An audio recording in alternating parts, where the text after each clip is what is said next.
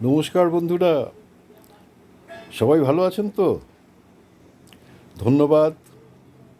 আপনারা আমার আগের ভিডিওটিকে অনেকেই ভালো লেগেছে বলে আমাকে জানিয়েছেন।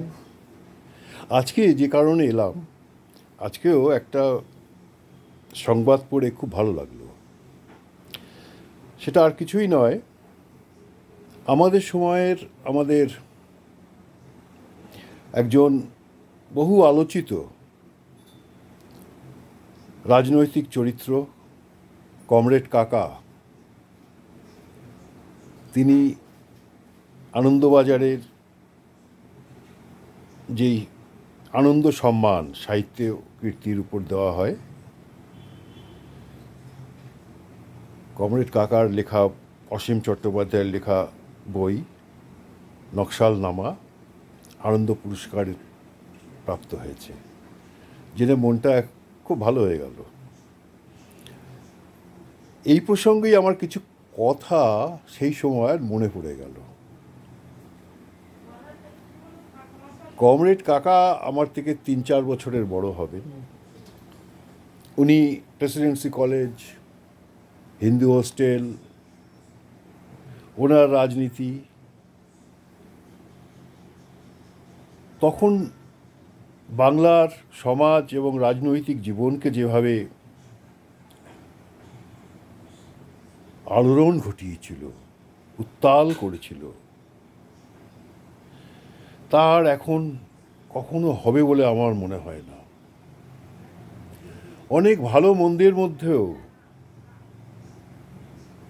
সেই সেই সময়ের ছাত্র যুবকদের যে রাজনৈতিক চেতনা সম্পন্ন আন্দোলন হয়েছিল সাধারণ মানুষকে নিয়ে, কৃষক, শ্রমিক এবং সর্বহারাদের নিয়ে, তা আর আগামী 100-200 বছরের মধ্যে কোনো দিন হবে বলে আমি অন্তত মনে করি না।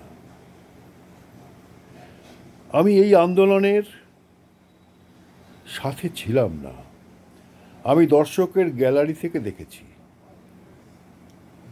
আমার কিছু বন্ধুবান্ধব, কিছু প্রিয়জন, কিছু ভালো লাগার মানুষ যুক্ত হয়েছিলেন। আমরা সামান্যভাবে যুক্ত হয়েছিলাম সাংস্কৃতিক কর্মী হিসাবে। আমাদের নাট্যদল, আমাদের সাংস্কৃতিক কাজকর্ম এবং এই আন্দোলনের সাথে যুক্ত হওয়ার বা এই ধরনের যারা যুক্ত ছিলেন তাদের সংস্পর্শে আসার কারণে যে সুযোগটা পেয়েছিলাম, সেটা হচ্ছে দেশি বিদেশি সাহিত্য পাঠ,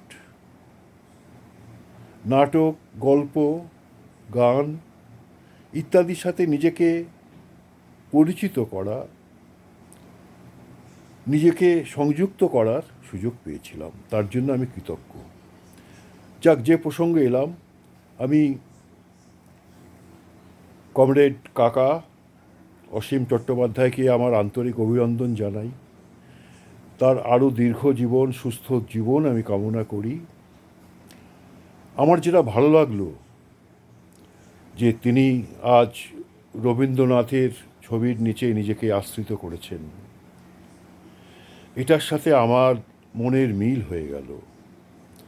আমি কোনো ঠাকুর মানি না, জানেন তো। এটা আমি স্পষ্টভাবে যখনই সুযোগ পাই আমি বলি। আমি রবীন্দ্রনাথ ঠাকুর ছাড়া আর কোনো ঠাকুরে আমার কোনো বিশ্বাস নেই।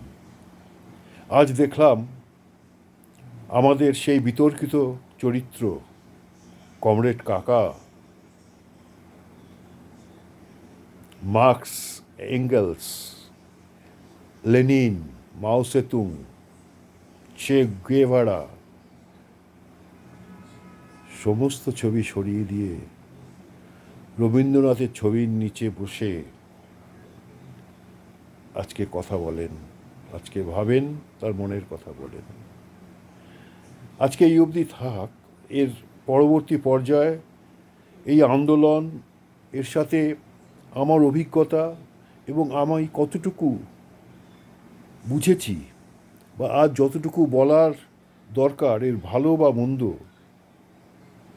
সেগুলো বলবো, আগামী দিনে বলবো।